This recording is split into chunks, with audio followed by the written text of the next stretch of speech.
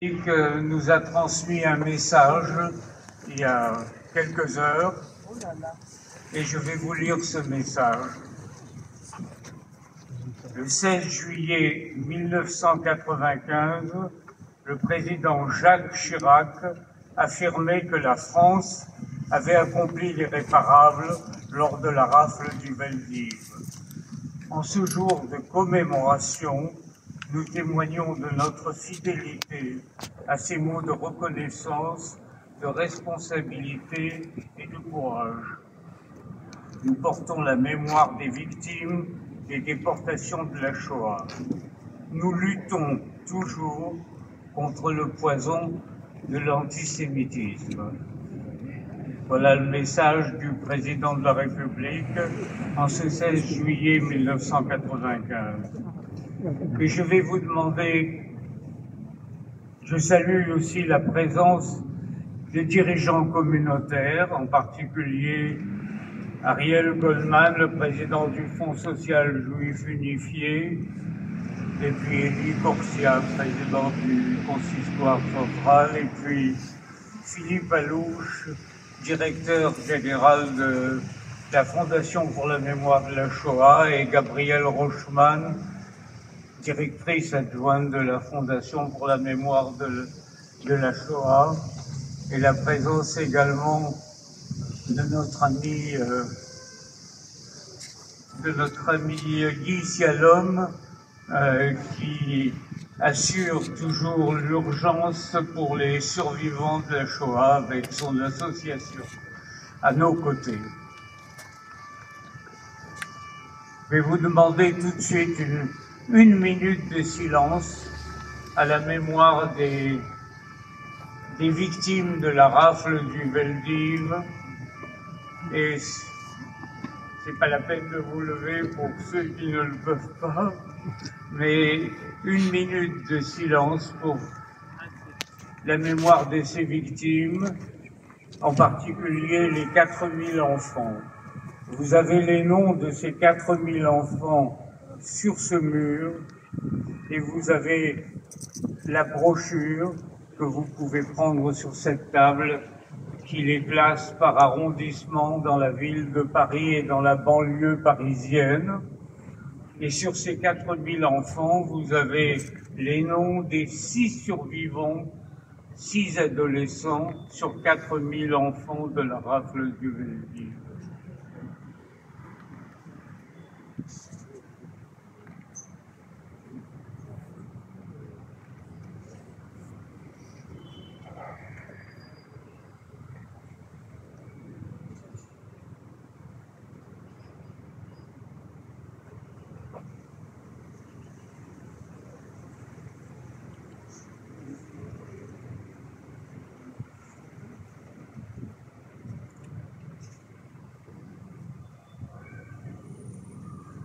Je vous remercie.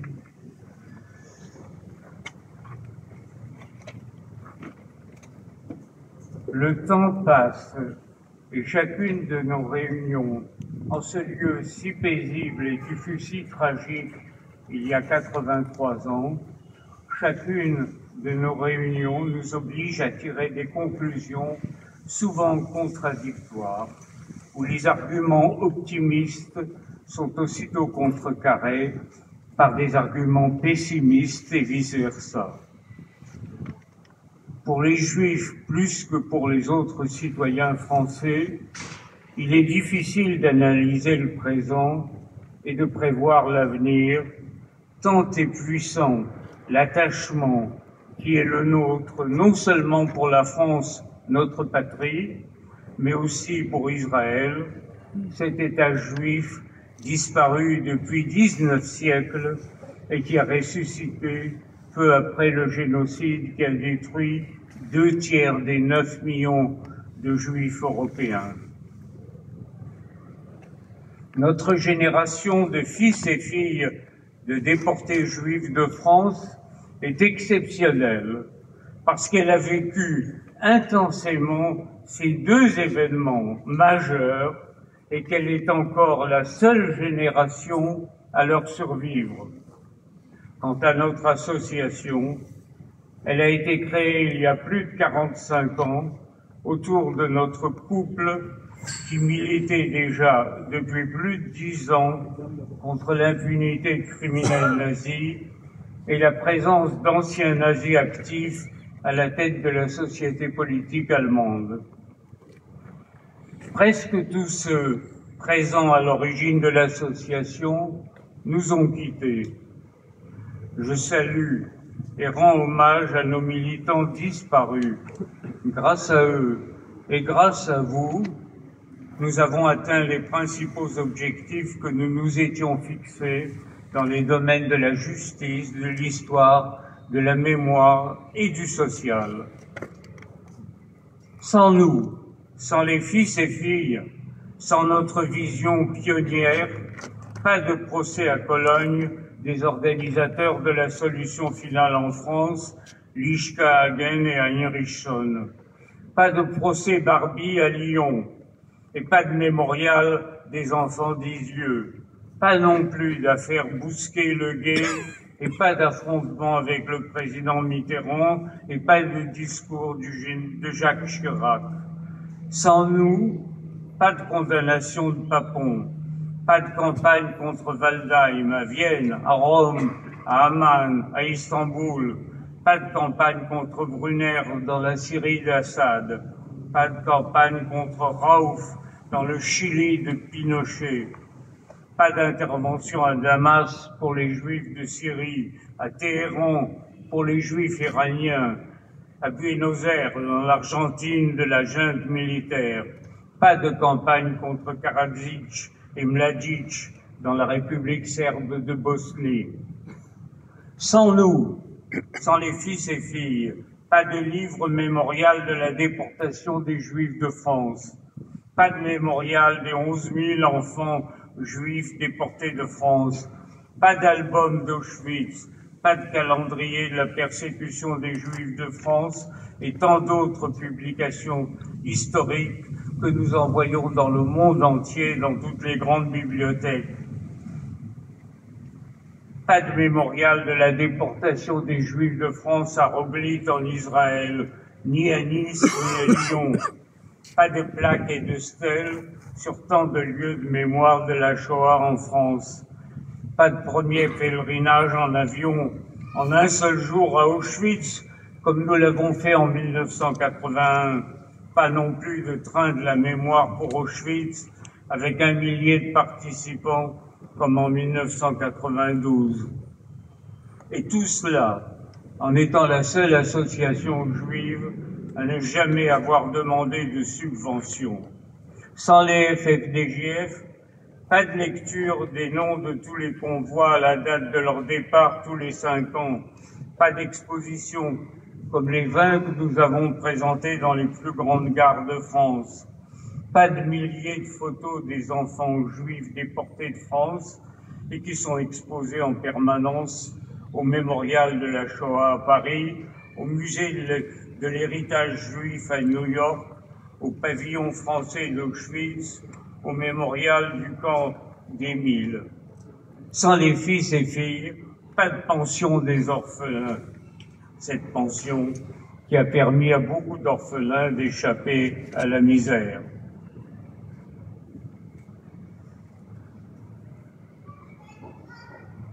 Les survivants de notre génération auraient voulu finir les jours dans la quiétude et la sérénité quant à l'avenir.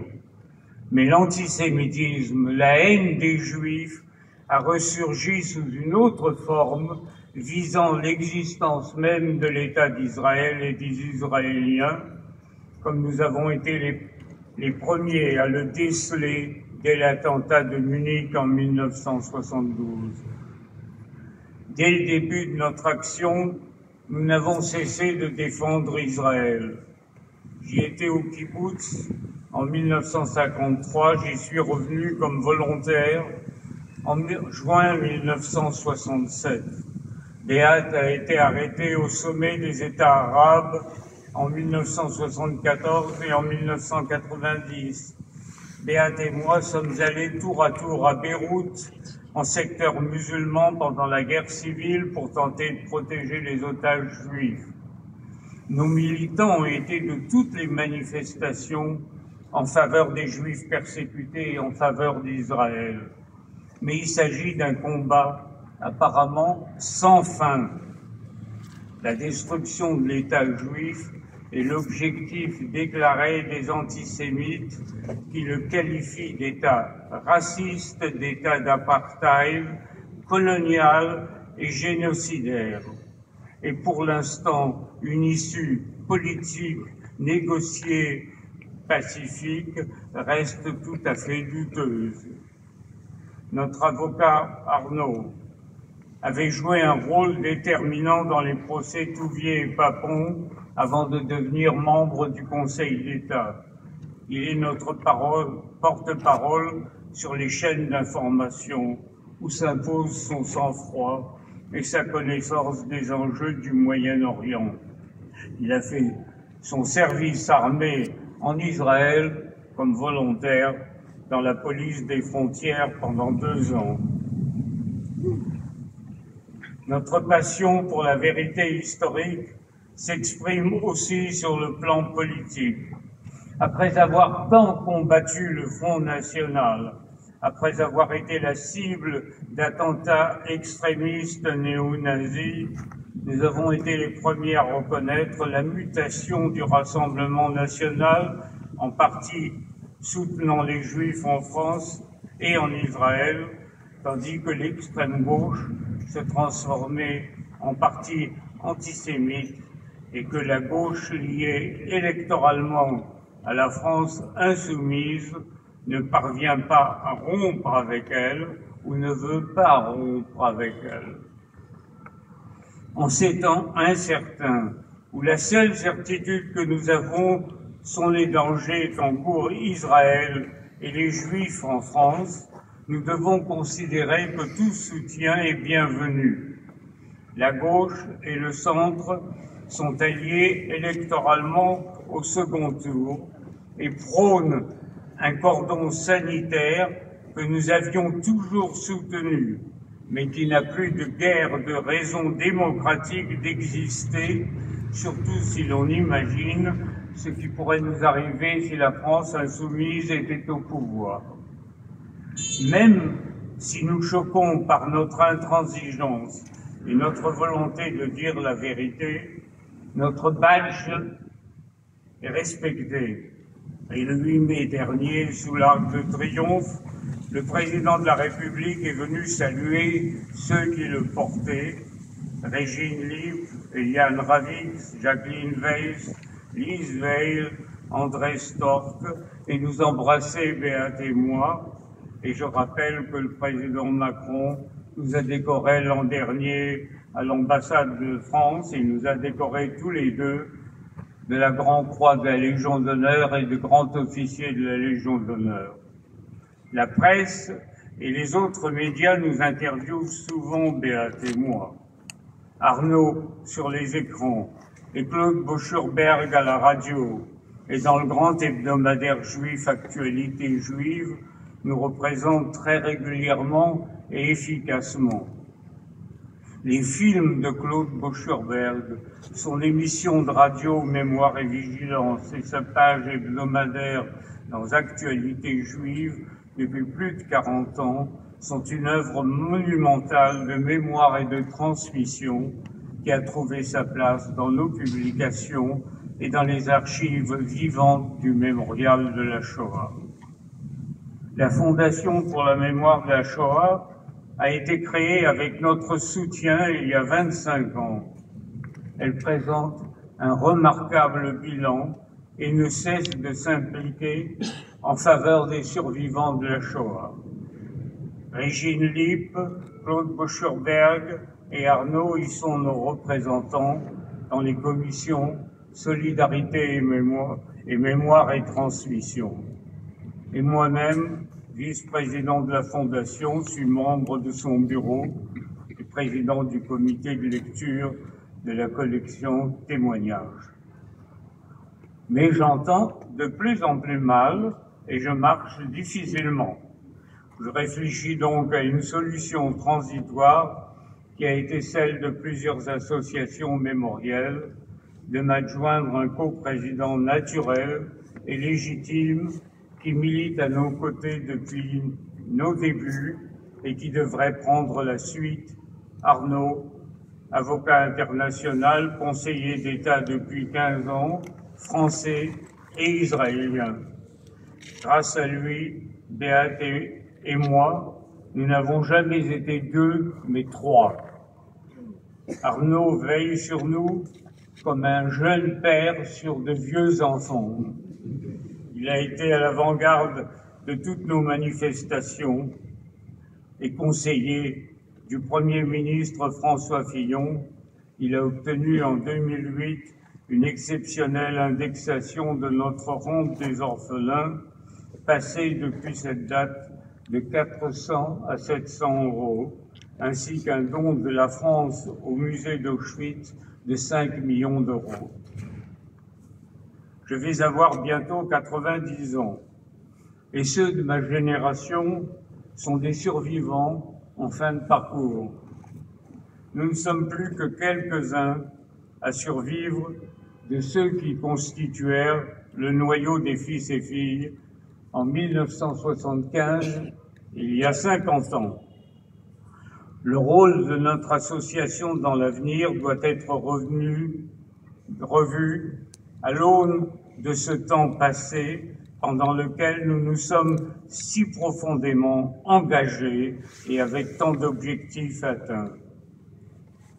Les missions que nous avons assumées pendant ce demi-siècle sont derrière nous. Reste à consolider le bilan précis de ce que notre association a accompli afin que nos efforts s'ancrent définitivement dans l'histoire de la mémoire et de la transmission de la Shoah. Ce travail d'approfondissement a déjà commencé avec nos chroniques publiées tous les 5 ans, nos nombreuses publications et en particulier les récentes consacrées au rôle judiciaire, mémoriel et social que nous avons joué. Je tiens à souligner enfin que bientôt nous commémorerons le centenaire de la naissance de Claude Lanzmann, dont nous avons toujours reconnu et épaulé la personnalité géniale et l'œuvre immense, et qui nous a honorés de sa rare amitié. Nous nous devons de lui consacrer un hommage particulier. Chers amis, je vous remercie pour votre présence. D'autres gerbes sont déposées aux côtés de la nôtre, dont l'étoile est jaune. Mais dimanche, sur l'esplanade, lors de la cérémonie officielle, l'étoile de notre gerbe sera bleue, car les fils et filles, dans leur mémoire et dans leur cœur, sont passionnément attachés au souvenir jaune des victimes de la Shoah et à l'avenir bleu de l'État d'Israël.